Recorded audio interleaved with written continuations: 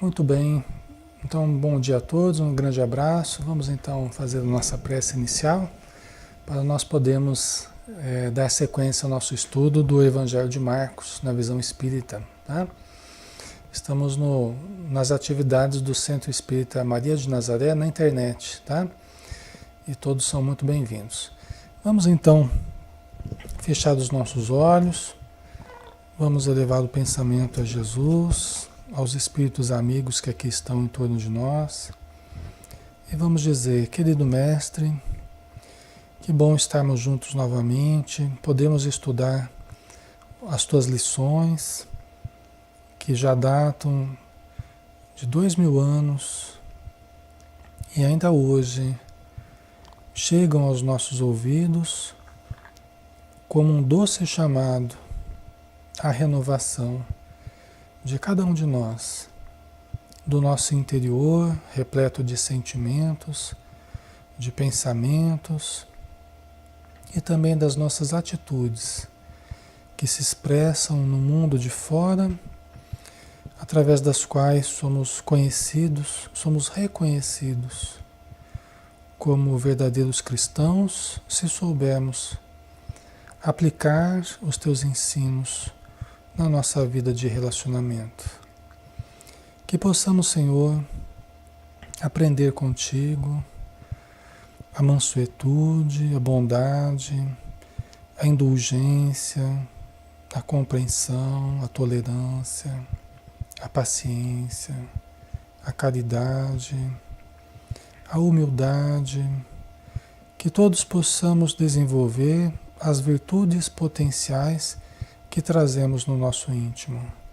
Presença divina em cada um de nós. E que a luz, Senhor, que emana de Ti, possa brilhar a cada dia com mais intensidade. E que possamos juntos nos envolver nessa paz, nessa harmonia com que Tu nos envolves. Abençoa todos que estão ligados na oração, também todos que estão necessitados no plano físico e no plano espiritual. E esteja conosco, Senhor, mais uma vez. Que assim seja.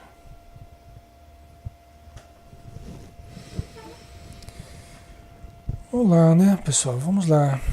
Vamos começando então o nosso estudo. Bom dia, Maria, Maria Campos, a Wanda, bom dia, Beth, a Inês, bom dia, Tânia, bom dia também a Márcia Cortes, bom dia, Estela, quem mais está com a gente aqui? A Rosana, a Mara Amiga. Aí vocês vão dando um alôzinho aí, quem estiver por aí, a gente vai dando um bom dia para vocês. É que não dá para a gente ver exatamente quem está com a gente, né? Então, à medida que vocês vão dando um alôzinho aí, a gente vai vendo. Ok, vamos lá então, né, pessoal? Vamos para o Evangelho de Marcos. Nós estamos no capítulo 10, né?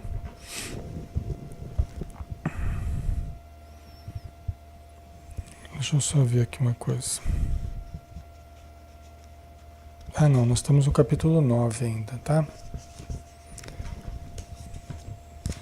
O pessoal do Pautalk também, quem estiver acompanhando, né, Maria? O pessoal também está no Pautalk, né? Então, um abraço.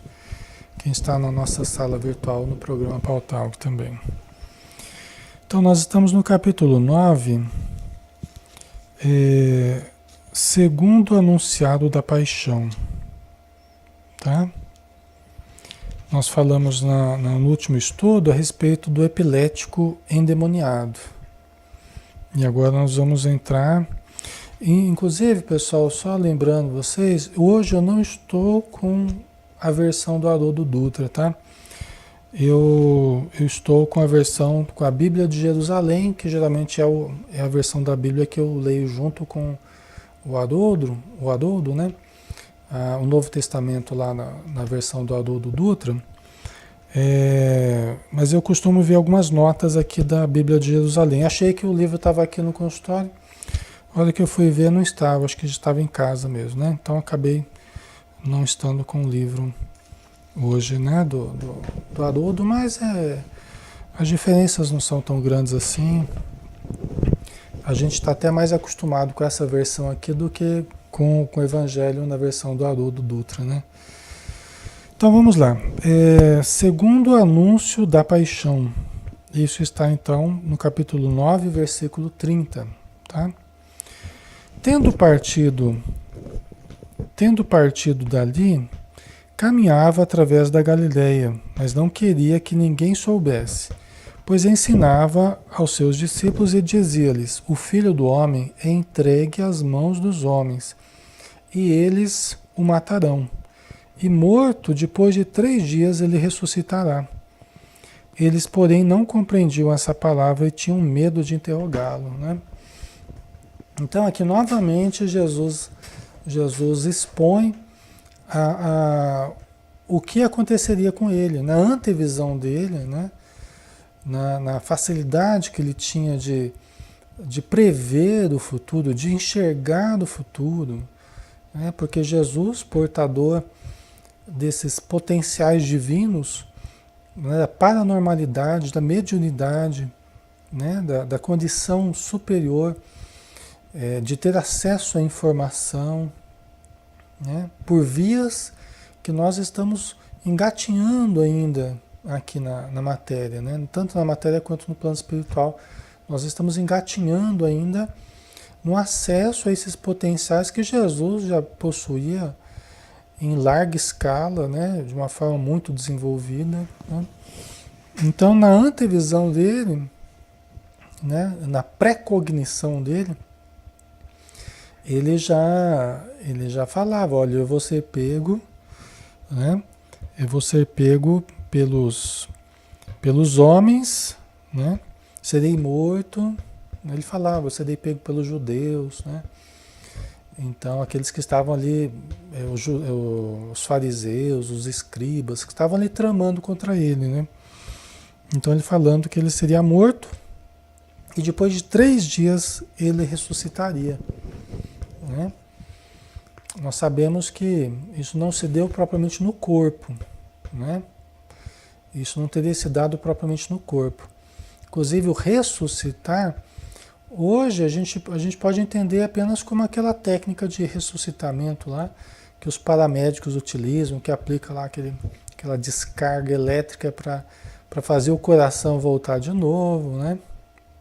Então aí sim. Mas é porque não havia morte de fato, né? Não havia extinguido todas as possibilidades de vida mesmo, né? Então o espírito ainda está ligado ao corpo, então é possível só fazer o coração bater de novo. O coração parar não quer dizer morte hoje em dia, né? Então é preciso outras condições aí para ser considerada a morte, né?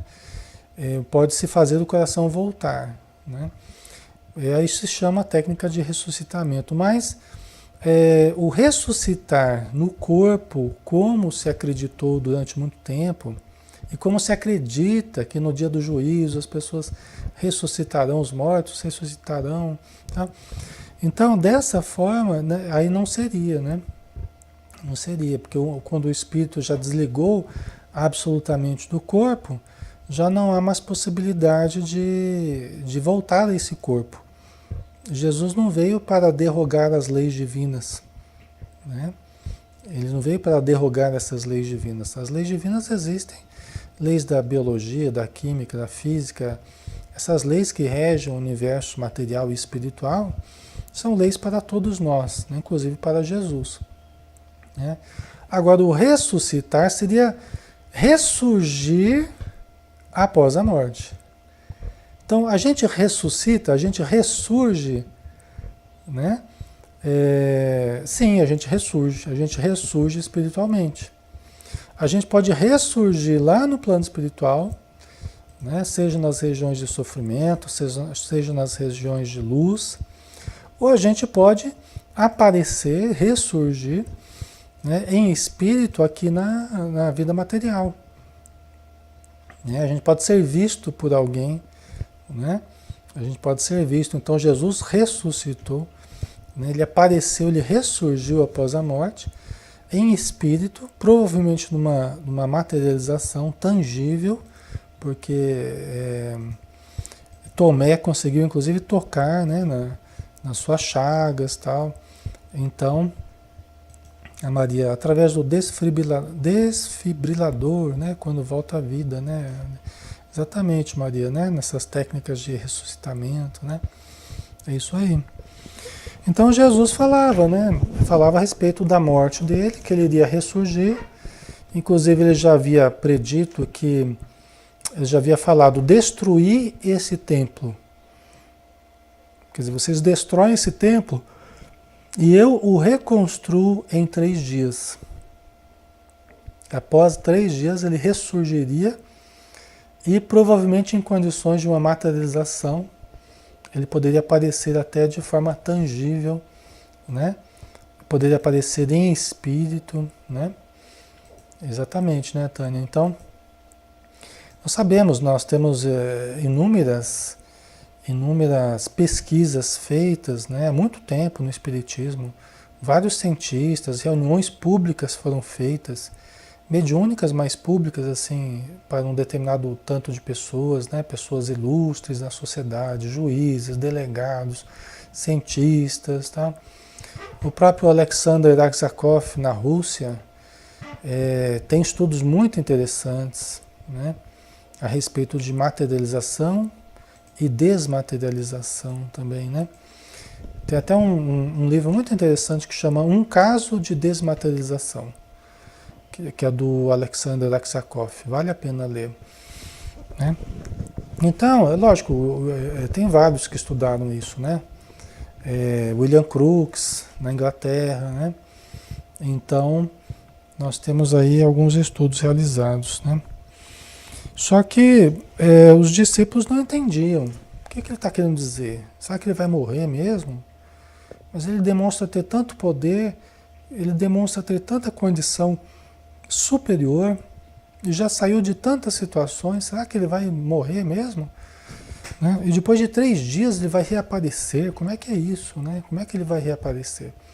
Acho que ficava meio confuso na cabeça dos discípulos, né? Como é que isso podia acontecer, né? Acho que eles não tinham uma visão de como é que podia acontecer isso tudo, né? Então vamos lá, continuando. Mas eles tinham medo, né, de interrogar Jesus, pelo respeito que tinham por ele, né? Então eles eram cuidadosos aí nas interrogações que faziam para Jesus, né? Até porque às vezes eles colocavam algumas coisas que Jesus era bastante firme, né? E em contrapor o pensamento deles, né? Então Jesus não se acomodava a certas situações, né? Ele enfrentava certas situações e se posicionava sempre com equilíbrio, né? Aí vamos pegar então o versículo 33, que entra no próximo tópico, quem é o maior? Quem é o maior, né? E chegaram a Cafarnaum. Cafarnaum era uma das cidades na beira do lago de Genezaré. Em casa, ele lhes perguntou sobre o que discutis no caminho. Ficaram em silêncio, porque pelo caminho vinham discutindo sobre qual era o maior. Tá? Então veja bem, Jesus ele estava dizendo, olha, eu vou ser pego pelos homens, vão me matar, né? Depois de 3 dias eu reapareço, tá? Mas o pessoal acho que começou a ficar preocupado, né? Porque Jesus estava falando que ele ia sumir, que ele ia ser morto e tal, e eu acho que a insegurança bateu nos discípulos, como ocorreu várias vezes, né? E aí o pessoal já estava até, os discípulos de Jesus já estavam até questionando, discutindo quem que era o maior. Quem queria ficar no lugar de Jesus ali, né? Não substituindo ele, mas quem que seria o líder ali dos demais se Jesus não estivesse? Provavelmente foi isso que ocorreu, porque foi bem na sequência, né? Jesus falou a respeito do sacrifício dele, da paixão, né? De todo esse processo aí de morte e tal. E logo em seguida os discípulos começaram a discutir quem que era o maior entre eles ali, né? Então provavelmente já começou uma disputa de poder aí, né? É como quando você tem uma pessoa que durante muito tempo lá ficou como dirigente da casa espírita e tal, né? Aí nunca teve muita disputa porque a coisa já estava certa. Era aquela pessoa que era o, né? Mas é só falecer aquela pessoa que já começa uma disputa danada lá. A questão do poder ainda é muito forte nas nossas vidas, né? O exercício do poder, que é uma coisa que existe nas nossas vidas, né? E nós precisamos aprender a conversar sobre isso também, sobre a questão do poder, que é muito importante, né? Em qualquer organização, é muito importante a gente amadurecer reflexões sobre o poder, sobre o exercício do poder, né? E, e às vezes é só faltar aquela pessoa que era o que centralizava ali o poder, né? E já começa uma disputa danada. A gente tem que aprender a lidar com o poder, né? Aprender a lidar de uma forma a promover as pessoas, a gerar enriquecimento de condições, de potenciais, de desenvolvimento, né? Quando a gente estrutura, todos nós temos um poder e todos nós estruturamos o nosso poder. Às vezes através da opressão, do constrangimento, né? Às vezes através, né, de atitudes muito boas, que é uma forma boa da gente estruturar o nosso poder, de modo a dar poder para as outras pessoas, né? A delegar das outras pessoas, a ensinar, treinar, aprimorar das outras pessoas, é uma forma boa da gente estruturar o nosso poder, né? Porque todos nós temos. Até um bolo de chocolate tem poder. Né? Às vezes a mãe pode falar assim, mas eu esse negócio, não gosto desse negócio de poder, não. Mas a mãe também estrutura o seu poder em casa. Mesmo que ela pareça que está longe da instituição, está longe né, daquele poder formal, longe da política, mas vai deixar de comer um bolo de chocolate que a mãe faz, que você vai ver a confusão que você arruma, né? Vai deixar de elogiar o almoço, né, que foi feito, né?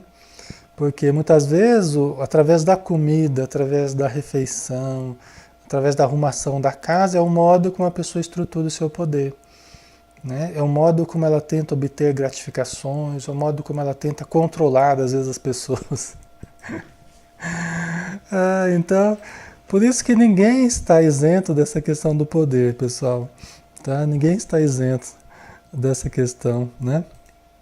Todos nós. Por isso que nós temos que aprender a conversar sobre isso de forma madura, sobre liderança, sobre poder, né?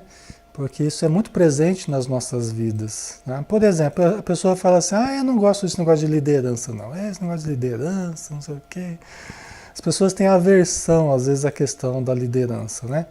Mas olha, não tem jeito, pessoal. Não tem jeito. Cada vez mais nós seremos chamados a assumirmos postos de evidência, postos de coordenação, postos de liderança cada vez mais, porque faz parte da evolução. Quanto mais você adquire conhecimento, estrutura emocional, equilíbrio mental, comportamental, mais pessoas vão se aglomerar ao seu redor. Porque elas vão perceber em você uma condição de auxílio, uma condição referencial positivo, né?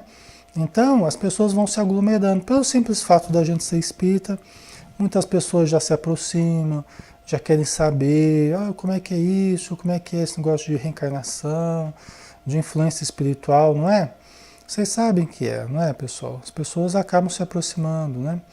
Então, nós temos que aprender a lidar com isso. Não adianta a gente fugir, não adianta a gente reclamar, nós temos que amadurecer e realmente termos condição de sermos um bom líder, de sermos um bom coordenador, de sermos um bom, né, alguém que um bom referencial para as pessoas que estejam ao nosso redor, né?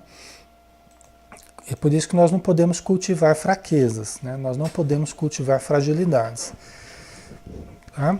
Porque qualquer fragilidade que nós cultivarmos, nós estaremos abrindo porta para o desequilíbrio, né? E nos enfraqueceremos na capacidade de ajudar os outros, né? Então nós não podemos cultivar fragilidades, né?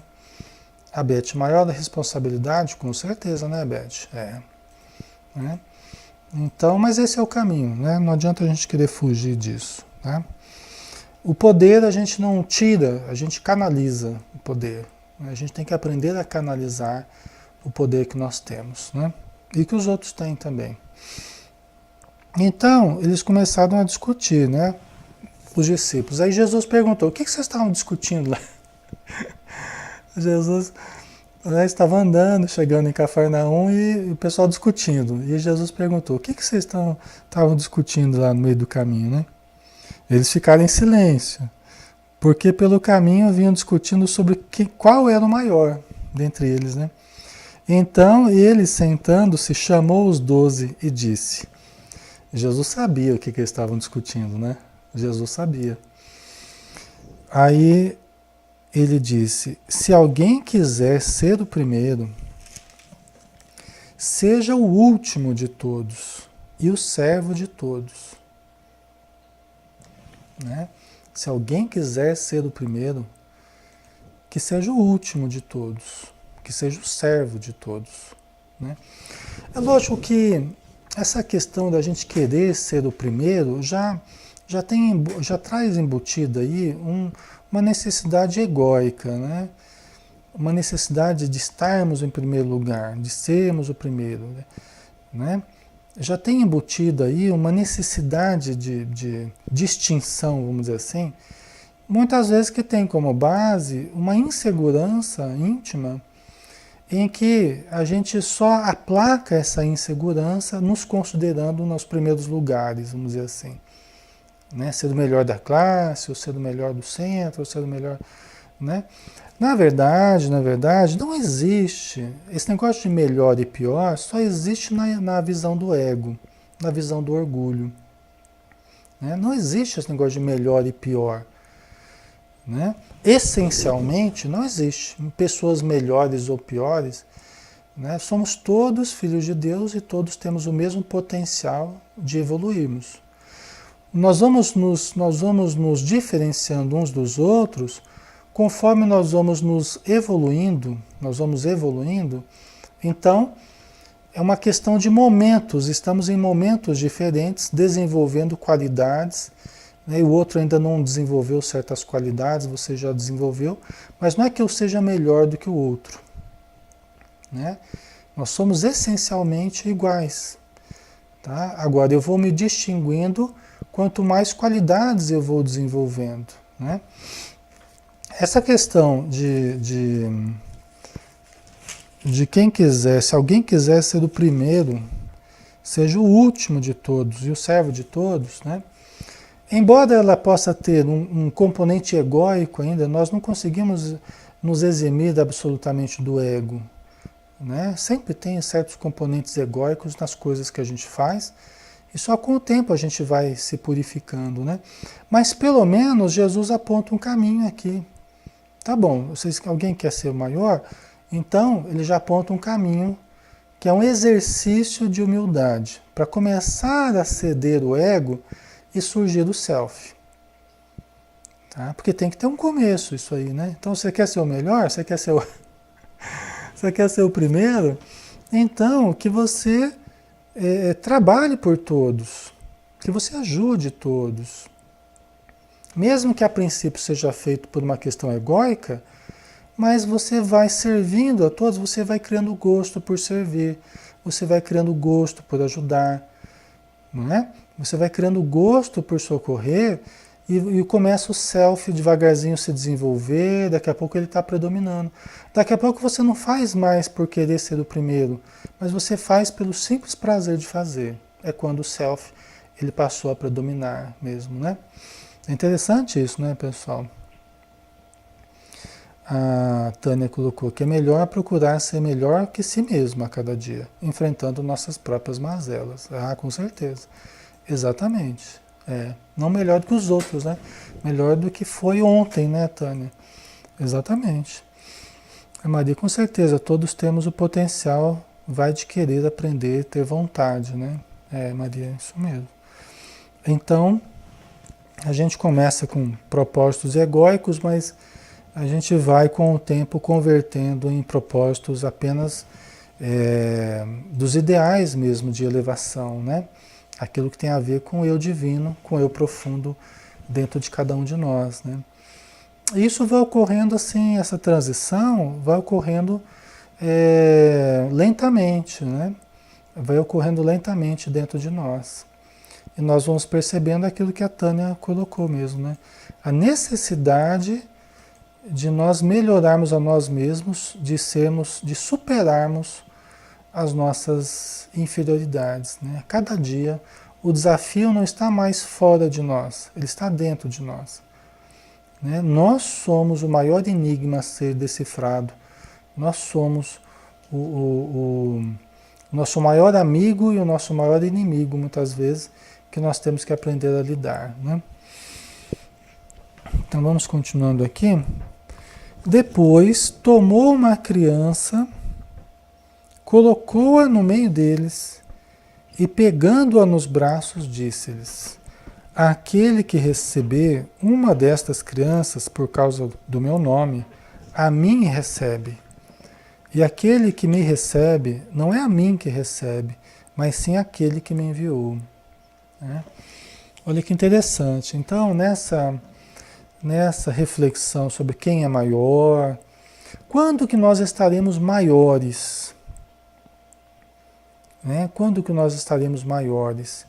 É quando nós diminuirmos a influência do ego e aumentar a influência do self. A criança, Jesus, ele utilizou em alguns momentos a imagem da criança, porque a criança está mais conectada ao self do que o adulto.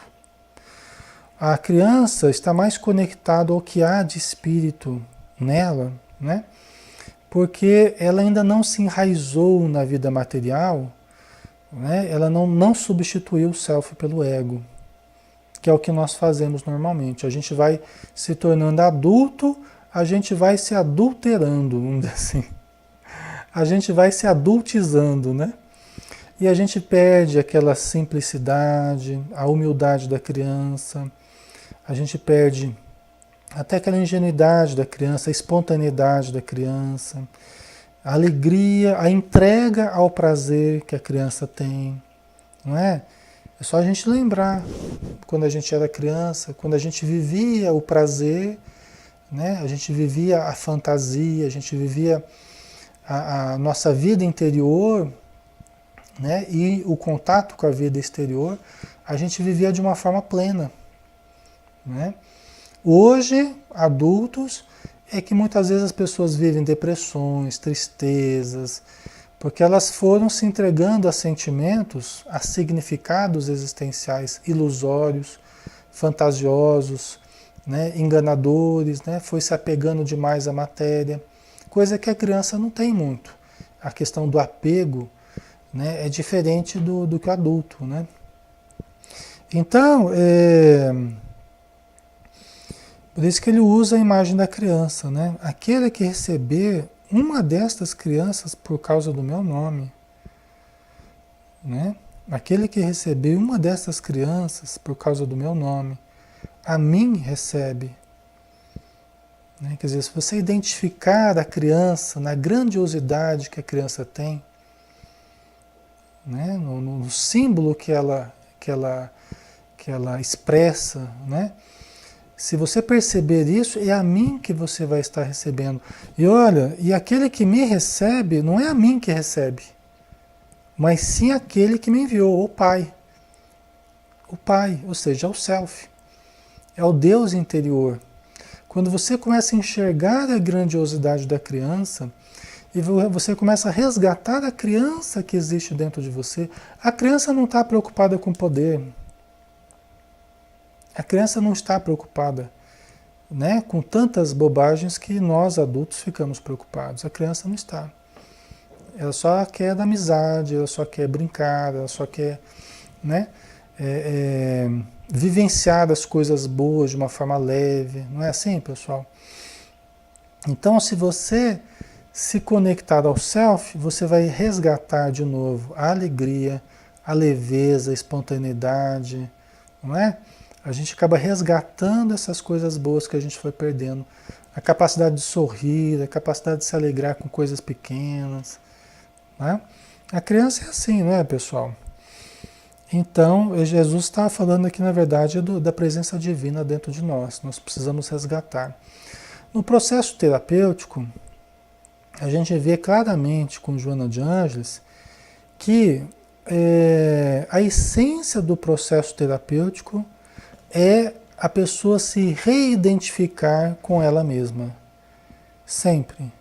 Reidentificar-se com o self, com a realidade espiritual que é ela, na essência. Tá? Porque durante o processo de desenvolvimento, nós passamos por várias situações que atrapalham a conexão com o nosso self. Tá? Nós nos desconectamos de nós mesmos. Né? E aí tem todo um esforço de reidentificação. É a essência do processo psicoterápico. Tá? Ok? Tá dando para ouvir bem, pessoal? Som ok? Certo? Então vamos continuar aqui, né?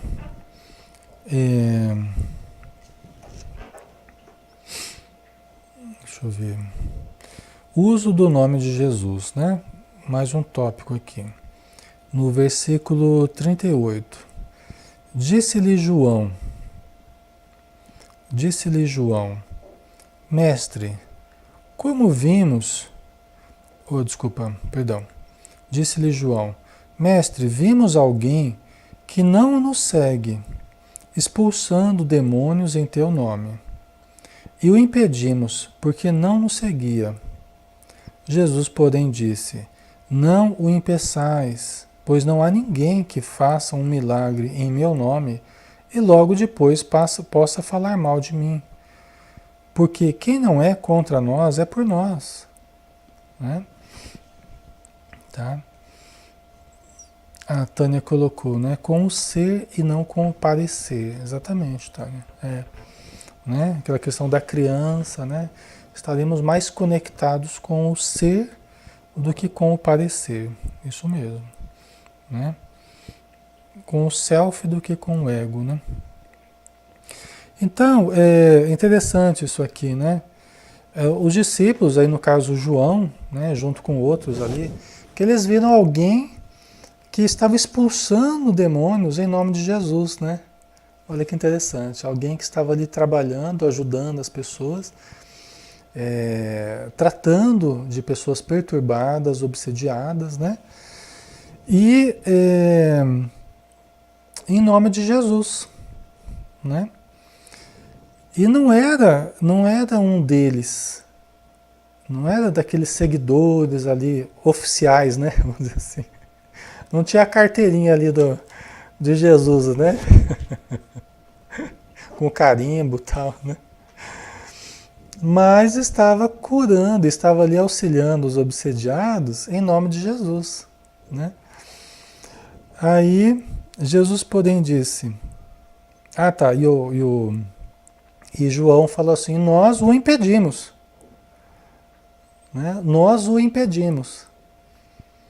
Quer dizer, além de, né, o cara estava ali ajudando as pessoas tal, e os discípulos chegaram e viram que ele não era um deles, né, e impediram ele de fazer isso. Devem ter falado alguma coisa para ele ali, para ele não fazer isso, né, porque não era um deles. Não estava autorizado, vamos dizer assim, oficialmente a agir daquela forma, né, na visão dos discípulos, né, pessoal. Jesus, porém, disse, não o impeçais, né? Não era um sócio, né, Márcia?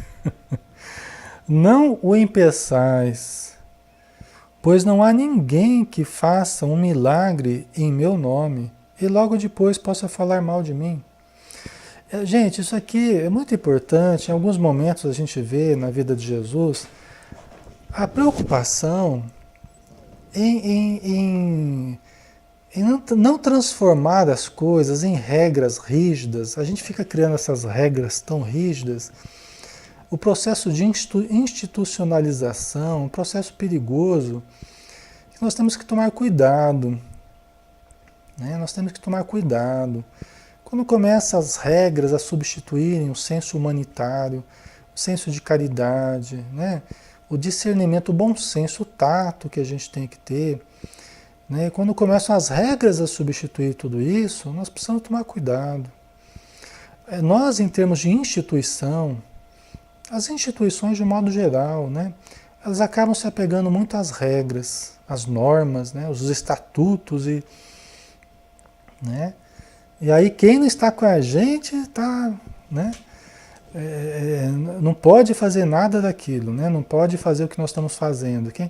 Então aí começa uma coisa meio mesquinha que Jesus combatia. Frequentemente a gente vê Jesus combatendo essas regras muito rígidas, curar no sábado, lavar as mãos antes de comer, né? Que os fariseus faziam disso um pé de guerra, né? E não era para tanto, né? Então, não impeçais, pois não há ninguém que faça um milagre em meu nome. Quer dizer, a pessoa está ajudando em nome de Jesus. Gente, isso aqui, esse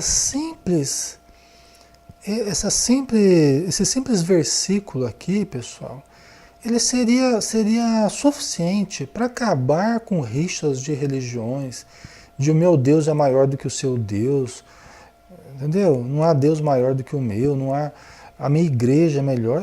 Só isso aqui já acabaria com qualquer prurido de dissensões, se nós realmente fixássemos isso na nossa mente, né?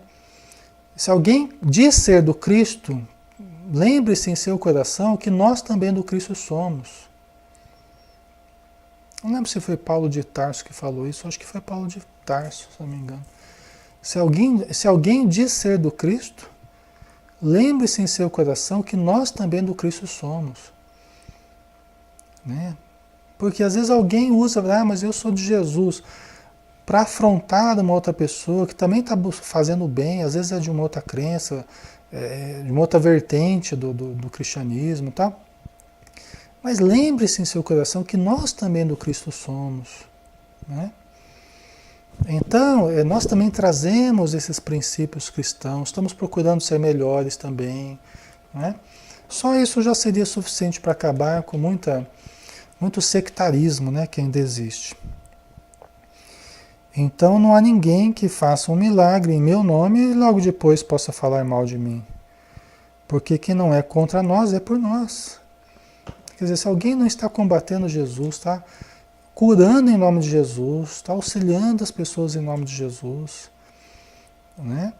Essa pessoa está conseguindo frutos e Jesus pediu para a gente olhar os frutos. Quais são os frutos que a pessoa está conseguindo?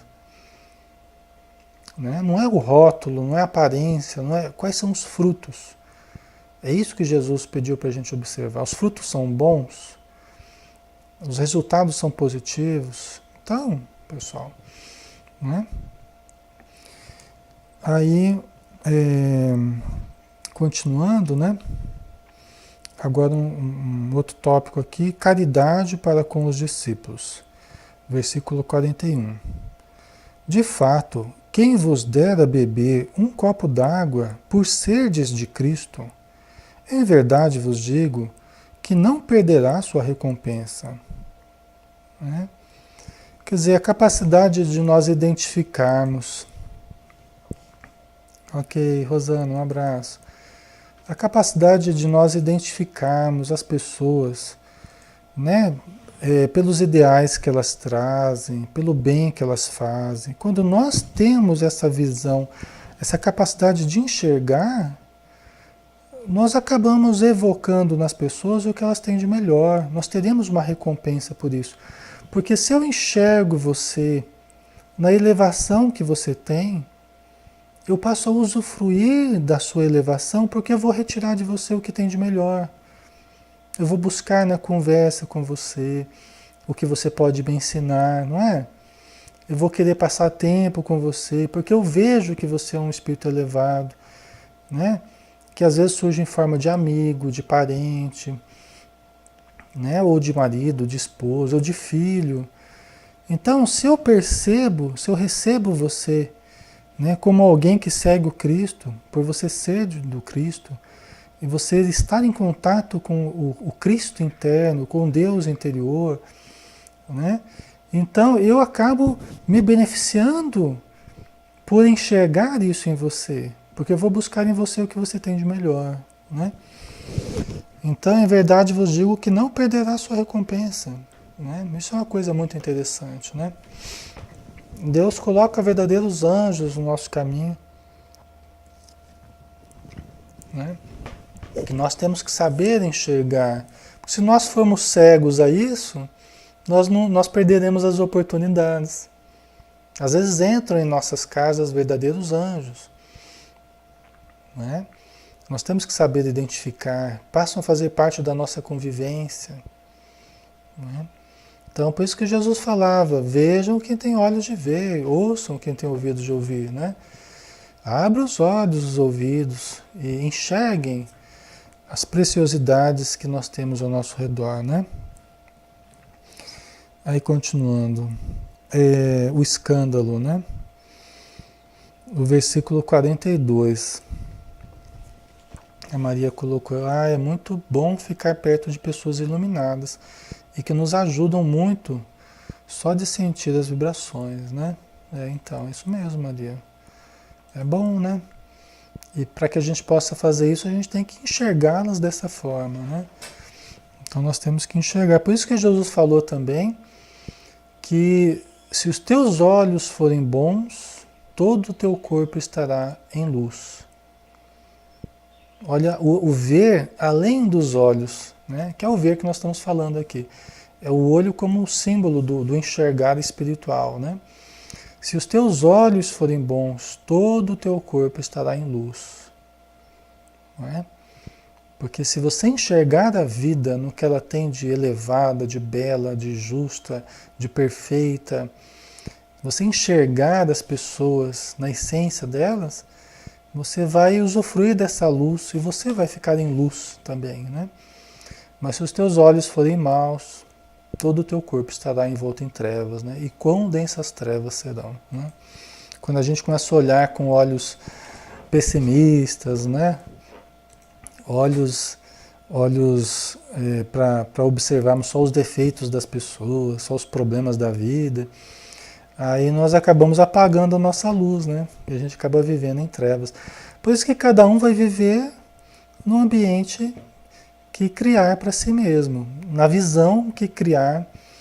É lógico que essa visão negativa é uma visão distorcida, né? Não representa a realidade da vida. A realidade da vida é maravilhosa, é luminosa, né? É bela, é perfeita, né? Essa é a realidade da vida. Quando nós começamos a ver, a enxergar fora disso, é que nós estamos com a visão distorcida, né? Nós estamos com a miopia espiritual, vamos dizer assim, né? Miopia, astigmatismo, tá um monte de coisa espiritual aí, né? Só junta céu com céu, Maria, exatamente. Como diz Emmanuel, né? Numa das mensagens dele, né? Só junta o céu de dentro com o céu de fora, isso mesmo, né? Então vamos lá, continuando aqui. O escândalo, né? O escândalo. Se alguém escandalizar um destes pequeninos que creem, melhor seria que lhe prendessem ao pescoço a mó que os jumentos movem e o atirassem ao mar. A mó é aquela pedra circular que eles usavam para moer os grãos, né? Então, num ambiente fechado ali, colocava aquela pedra circular, puxada por um jumento ali e tal, e colocava os grãos para moer, para serem moídos pela mó, né? Então Jesus fala, se alguém escandalizar um destes pequeninos que creem, Jesus estava falando de crianças que estavam perto ali, então ele pegou uma criança como exemplo, tal, né? Se alguém escandalizar um destes pequeninos que creem, né? A questão da confiança, né? Que as pessoas que estão ao nosso redor têm em nós, sejam crianças, sejam adultos, a confiança que as pessoas têm em nós, né? E de repente a gente escandaliza, né? A gente cria um problema, a gente cria uma dificuldade para as pessoas, né? A gente cria um constrangimento. Isso é muito ruim, a quebra de confiança é uma das coisas mais graves que a gente cria muitas vezes nos nossos relacionamentos, né? A gente fala isso, todos nós, ninguém está isento de errar, né? Nós temos que ter a humildade de perceber os erros que nós cometemos, né? Muitas vezes devemos ter quebramos a confiança das pessoas em nós, pelas nossas quedas, pelos nossos erros, né? Então nós temos que ter humildade para lidar com a realidade que somos, né? É uma realidade complicada ainda. Infelizmente, a gente queria que fosse diferente, né, pessoal? Mas ainda é uma realidade complicada nossa, né? Mas Jesus está falando, olha, se alguém escandalizar um destes pequeninos que creem, melhor seria que lhe prendessem ao pescoço a mó que os jumentos movem e o atirassem ao mar, né? É lógico que Jesus não está dizendo para a gente tomar essas atitudes de se matar, pelo amor de Deus, né, pessoal? Seria a pior escolha, a pior decisão. Nós temos que sempre rechaçar qualquer pensamento nesse sentido. Mas ele está dizendo a gravidade que é, né, nos relacionamentos nós escandalizarmos as pessoas, né, nós quebrarmos a confiança das pessoas, é algo muito grave, né? E por isso nós temos que ter vigilância, né? Eu acho que é isso. A mensagem é mensagem de vigilância, ó, cuidado, pessoal, né? E se a tua mão te escandalizar, corta, né? Melhor é entrares mutilado para a vida do que tendo as duas mãos, ires para a jena, para o fogo inextinguível. Então aqui também nós temos que entender em sentido figurado, né? Jesus não está pedindo para a gente cortar a mão de fato, literalmente, né? Mas ele está dizendo a respeito da reencarnação. Ou mesmo, vamos explicar isso aqui melhor, né? Tudo que é motivo de escândalo, tudo que está causando problemas na nossa vida, porque está estimulando os nossos lados frágeis, viciosos, né? Os nossos problemas interiores, e a gente está mantendo, às vezes, aquele negócio que está fazendo mal para a gente. Aquilo está gerando um escândalo na nossa vida, está gerando um mal, e eu estou mantendo isso. Então Jesus fala, é melhor que você arranque isso da sua vida. É melhor que você arranque isso, você tire isso da sua vida, porque isso está prejudicando toda a tua existência. É melhor que você tire uma parte ali da sua vida, que você faça um sacrifício de uma determinada coisa, do que você perder a sua encarnação inteira, né? Por isso que na reencarnação, muitas vezes a gente vem sem uma mão, sem uma perna, sem a visão, sem a audição, porque é preferível nós virmos com algum problema numa parte do que perder o todo. Às vezes a gente tem o sacrifício de uma parte para não perdermos o todo, né? É o que Jesus fala, né? Melhor é entrares mutilado para a vida do que tendo duas mãos e ires para a jena, para o fogo inextinguível. Não adianta a gente estar com o corpo perfeito e estar usando o corpo perfeito só para criar problemas na nossa vida.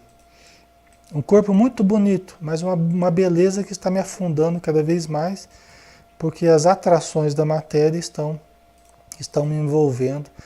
E interessante, né? E a gente busca cada vez mais a beleza, né? Assim. Não obstante, né? A gente no plano espiritual, a gente a gente pede, oh, deixa eu vir um pouquinho mais feio aqui para a matéria, deixa eu vir com a orelha assim, nariz assado, né? Deixa eu vir com o seio desse jeito, com não sei o que lá do outro. Aí chega aqui, a gente quer desfazer tudo que a gente fez lá no plano espiritual, né? Chega aqui, a gente quer consertar tudo que supostamente tenha vindo com defeito, né? Sendo que nós planejamos até para diminuir, a, o magnetismo pessoal, né? Porque às vezes tem espíritos que têm um magnetismo pessoal tão grande que tem que vir em corpos mais apagados, porque se vier num corpo muito bonito, não vai dar certo, né? As atrações da matéria são muito fortes, né? A Antônia colocou, porque machuca e às vezes marca profundamente. Exatamente, Tânia. A Maria colocou, se a gente não souber conjugar os verbos, né, vão se retraindo, né, Lê? Exatamente, Maria. Os verbos, né? Porque todo verbo expressa ação, né? E dentro do nosso self nós temos os verbos, que são núcleos em potenciação, que eles devem ser conjugados, cada verbo, cada núcleo representa um verbo, né? Cada núcleo representa um verbo. E nós temos que aprender a conjugar esses verbos, o verbo ver, o verbo ouvir, o verbo sentir, né? O verbo andar, o verbo pensar, né? Então, quando nós começamos a conjugar mal certos verbos, eles se retraem para proteger, para nos proteger. Um sistema de autoproteção. Quando a gente conjuga certo, por exemplo, o verbo ver, você começa a conjugar mal, aí retrai a força daquele verbo. Você pode chegar no plano espiritual com problema na visão, né? Como diz o Lisas lá no nosso lar. Você pode chegar paralítico no plano espiritual. E muitas vezes você vai reencarnar, pode ser que venha com um problema assim grave, ainda como resultado da retração daquele verbo. Então você tem que mudar primeiro a parte moral para começar a liberar de novo aquele verbo, né? A Tânia colocou a limitação intelectual, exatamente. Às vezes, quando nós fomos muito inteligentes no passado, nós conjugamos mal o verbo pensar, né? Então, o verbo liderar, o verbo, né, tudo associado ao poder também. Então, nós podemos vir com determinadas limitações da nossa inteligência, né? Para que a gente possa desenvolver outros verbos e nós possamos, o verbo amar, por exemplo, né? E nós não nos comprometamos mais no pensamento, na inteligência, né? É claro que, como diz Hermínio Miranda, são tesouros em custódia. São tesouros em custódia, né? Isso quer dizer o quê? Que não é que a gente perdeu a inteligência, mas são tesouros que estão guardados. Quando a gente mostrar que a gente sabe fazer bom uso deles, eles vão sendo liberados devagarzinho, né? Então é preciso, antes de tudo, a reforma moral, né? Porque aí vão sendo liberados. Mas isso com relação a tudo, viu, pessoal? Não só com relação à inteligência, com relação à fala. Muitas vezes você começa a encarnação, uma timidez danada, um retraimento danado. Você começa a encarnação com um problema danado para falar em público, para conviver com as pessoas. À medida que você vai fazendo bom uso disso, você vai estudando o Espiritismo, estudando o Evangelho, vai procurando se aprimorar, tomando cuidado, o modo como você lida com as pessoas, né? E aí você vai tendo cada vez mais facilidade, vai exercitando para soltar a fala, né? Por quê? Porque no passado a fala foi muito causa de problemas, foi muito causa de quedas, né? Então aí a gente vai tendo que tomar cuidado com falar. As promessas que você gera nas pessoas, nas mulheres, né? Muitas vezes a pessoa vem com uma dificuldade afetiva, né? Dificuldade na fala, dificuldade na convivência. Mas é porque no passado muitas vezes já usou muito a fala para seduzir, a fala para enganar, a fala para levar as pessoas às vezes para caminhos incertos, né? Então hoje a gente vê cheio de retrações aí, né? Retraímentos, né? Mas buscando o bem, a gente vai tendo o retorno das nossas condições. Tá? A gente, usando bem os recursos que a gente tem, é como a parábola dos talentos. Né? A gente não pode esconder aqui, não pode enterrar. Ah, mas quase não tenho coisas, eu quase não tenho qualidades. Então pega o que você tem e age no bem. É pouco, mas pega aquilo e faz coisa boa com aquilo. Aí você fazendo coisa boa, daqui a pouco você vai tendo mais recursos e mais recursos, né? E como a parábola dos talentos, que a pessoa vai multiplicando. E a quem mais tem, mais se dará. E aquele que não tem, até o que tem se lhe tirará, né? Então, assim, é esse empreendedorismo, né, com consciência, com moralidade, é o que faz a gente se desenvolver, né? É ação e reação, né, Rosarinho? Exatamente. A Maria, temos que aprender a usar as ferramentas que somos dotados, sempre para o bem. Isso mesmo, né? Então, todos nós estamos dentro, né? Estamos em cursos aí nessas leis divinas, né? Aí, continuando, só para a gente terminar aqui, né? E se teu pé te escandalizar, corta-o. Melhor entrares com um só pé para a vida do que, tendo os dois pés, seres atirados na jena, né? Então, do mesmo jeito que a mão, o pé, a visão, né? Só que a gente não pode entender nunca que literalmente, tá, pessoal? Tem um pessoal que gosta de se mutilar aí. Nunca, jamais entendemos isso aqui literalmente, hein? Pelo amor de Deus. Isso aqui é os verbos, são as ações. Se certas ações são motivo de escândalo, quer dizer, renuncie a certas ações, né? Certas viciações, certos modos de agir, porque é isso que está causando problema, né? Então perceba isso e mude o modo de agir, né? Isso mesmo, Rosarinho, perceber como é que estamos usando os verbos, né? Como é que nós estamos conjugando os verbos. E se teu olho te escandalizar, arranca-o. Melhor é entrares com um só olho no reino de Deus do que tendo os dois olhos seres atirado na jena, onde o verme não morre e onde o fogo não se extingue. Né? A jena, onde o verme não morre e o fogo não se extingue. A gente sabe, né, que as eternidades serão mais longas, né? A gente vive, se fala do fogo eterno, né? Do fogo eterno, do inferno, tá? Não existe, né, o fogo eterno. Mas quando você está nas regiões de sofrimento, porque você caiu pelo mau conjugamento aí, pelo conjugar mal dos verbos, você acabou caindo e baixando a sintonia, indo para as regiões de sofrimento, o sofrimento é como se fosse eterno. Porque quando a gente está sofrendo, parece que o nosso sofrimento é eterno, e não precisa estar no plano espiritual, não, na região inferior, aqui na Terra mesmo, né? Parece que não acaba nunca. Esse é o resultado das nossas quedas morais, né? É um sofrimento que parece que não acaba. Lógico que acaba, né? Mas ele parece que não acaba. Onde o verme não morre e onde o fogo não se extingue, né? Pois todos serão salgados com fogo. O sal é bom, mas se o sal não, se o sal se tornar insípido, como retemperá-lo?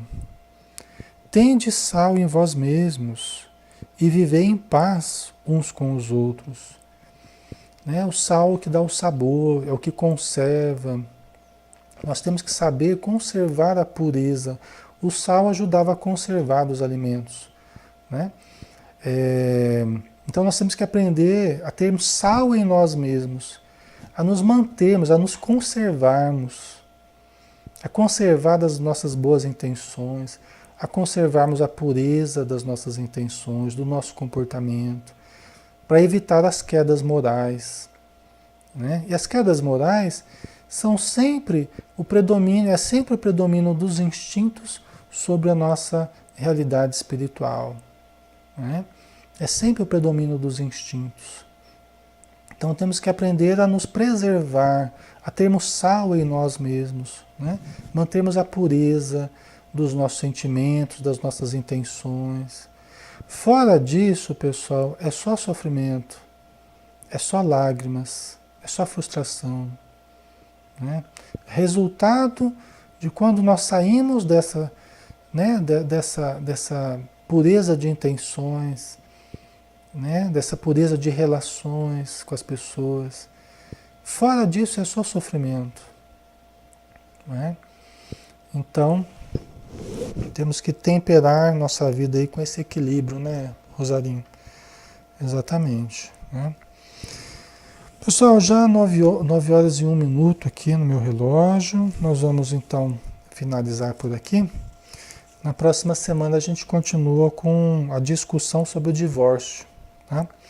Nós vamos falar aí do capítulo 10, vamos começar do capítulo 10 de Marcos, semana que vem, tá? Então, vamos fazer a nossa prece final, aproveitando as vibrações evocadas pela lembrança de Jesus, do seu Evangelho, nos lembrando a importância de cultivarmos a pureza, a importância de bem vivermos para bem morrermos, que na verdade significa apenas transição para uma realidade transcendente, mas a fatalidade de todos nós na Terra, a vida imortal. Como disse Paulo de Tarso, a vida é apenas uma. Desde que fomos criados, nunca nos ausentamos da vida. Que possamos, Senhor Jesus, lembrarmos-nos dessa realidade, a realidade imortal de que nos constituímos, indestrutíveis e, portanto, eterna, a eternidade onde nós poderemos exercitar todo o potencial superior. Poderemos nos libertar de todos os grilhões, de todas as amarras.